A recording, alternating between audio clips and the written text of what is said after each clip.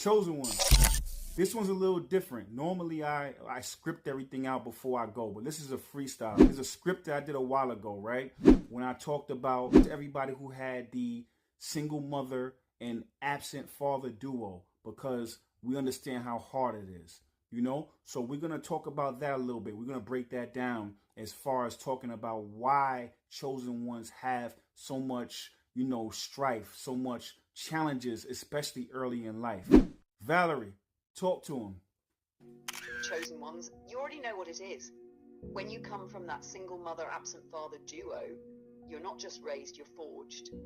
You grow up learning to nurture yourself and protect yourself at the same time. You learn early that love can feel like survival and safety can feel like silence. The world calls it trauma, I call it training.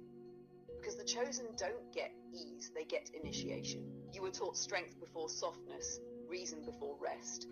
You had to decode the masculine without a mirror and learn the feminine without guidance.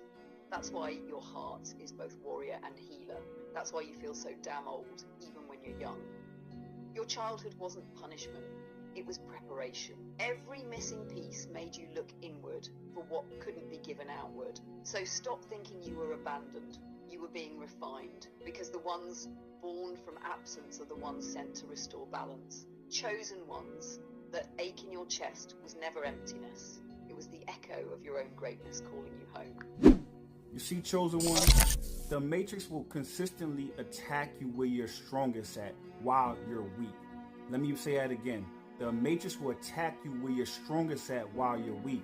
So when you're most susceptible, as far as while you're a child, right? That's where they want to put a cap on you. Meaning that if they injure you and create these core wounds at a young age, that means that there'll be a cap on your spiritual accessibility. Once you reparent your inner child, once you go back and you forgive your mother and your father, now you can then go access and clear that out. Now you can go back and clear out the junk and the static, and you can now have a direct access to source because you took all the garbage out the way that was blocking you.